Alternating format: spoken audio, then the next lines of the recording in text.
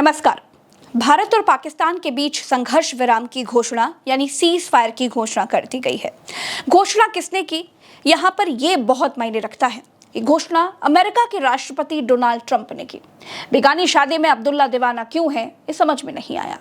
भारत के मसले में अमेरिका चाचा चौधरी क्यों बन गया, ये समझ में नहीं आया। सीज फायर की घोषणा भारत को करनी चाहिए थी या पाकिस्तान को हथियार डालकर सीज फायर का ऐलान कर देना चाहिए था, लेकिन ऐलान अमेरिका की तरफ से किया गया, ये समझ से परे है। ट्रंप ने 5:33 पर ट्वीट करके भारत पाकिस्तान के सीज फायर का ऐलान किया। फिर 5:38 पर पाकिस्तान के उप प्रधानमंत्री ने सीज फायर का ऐलान किया। इन दोनों के बाद तीसरे नंबर पर भारत ने सीज फायर का ऐलान किया। इस मामले में चौधरी भारत को बनना चाहिए था, बना अमेरिका। ऐसा क्यों हुआ, किसी को भी समझ में नहीं आया। सीज फायर की घोषणा से पहले अमेरिका के IMF ने पाकिस्तान को 12,000 करोड़ रुपए ब्याज पर दिए। उसके बाद शाम सीज फायर का ऐलान कर दिया गया। अब आप पूछेंगे कि अमेरिका कौन होता है सीज फायर का ऐलान करने वाला, तो इसका उत्तर यह है दोस्तों कि अमेरिका सुलह कराने वाला तीसरा आदमी है। जैसे जब गांव मोहल्लों में दो पक्ष लड़ते हैं, दोनों पक्ष लड़कर किसी तीसरे मजबूत व्यक्ति के पास जाते हैं, तो तीसरा मजबूत आदमी दोनों पर सुलह करने का दबाव डालता है और दोनों की सुलह करवा देता है। ये उदाहरण दो बराबर के पक्षों पर सटीक बैठता है। दो पक्षों में अगर एक पक्ष कमजोर बताया जाता हो और दूसरा ताकतवर हो, तो दूसरा पक्ष बिना पहले पक्ष से माफी मंगवाए, बिना अपनी शर्त रखे पहले पक्ष से समझौता नहीं करता है, चाहे तीसरा पक्ष समझौता करने का कितना भी दबाव डाले। दूसरे पक्ष का मेन फोकस पहले पक्ष को घुटने पर लाने का ही होता है, जैसे इंदिरा गांधी ने खत्तर की लड़ाई में पाकिस्तान को घुटनों पर ला कर दिया था। ये तस्वीर देखिए, घुटनों पर लाना इसे कहते हैं, सजा इसे कहते हैं, सरेंडर करवाना इसे कहते हैं। पाकिस्तान की 71 के बाद हिम्मत नहीं हुई कि वो दोबारा बांग्लादेश पर कब्जा करने की कोशिश करता।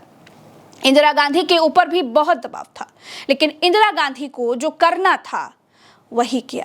इंदिरा गांधी ने जब तक पाकिस्तान को तोड़ा नहीं तब तक छोड़ा नहीं। ईस्ट पाकिस्तान को बांग्लादेश घोषित किए बिना वो नहीं मानी।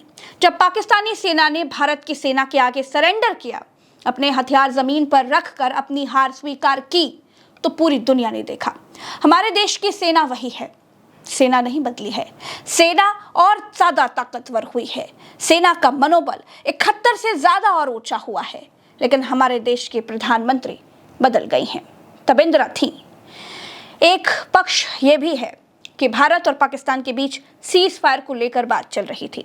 अगर भारत और पाकिस्तान मिलकर सीज फायर पर सहमत हुए, तो फिर अमेरिका दादा क्यों बना।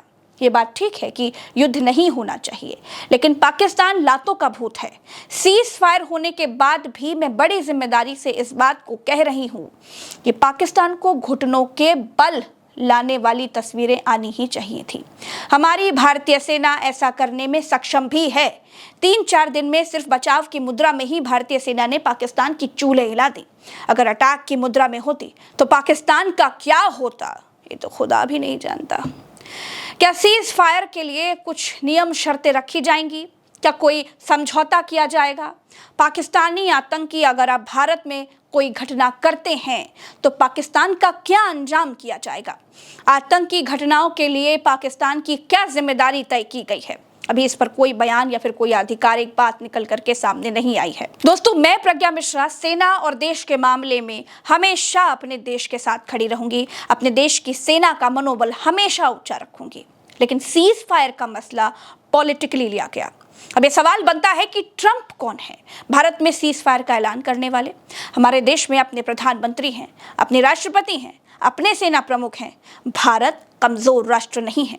हमारे डिसीजन कोई और ले या हमारे डिसीजन का ऐलान कोई और करे, ठीक नहीं है। भारत एक महान देश है, वो अपने फैसले खुद लेना जानता है, वो अपने फैसले खुद ले सकता है। भारत देश की सेना को बधाई कि उसने 3 दिन में पाकिस्तान में मौजूद आतंकियों के ठिकानों पर ऑपरेशन सिंदूर चलाकर खत्म कर दिया। फिलहाल के लिए इतना ही। नमस्कार।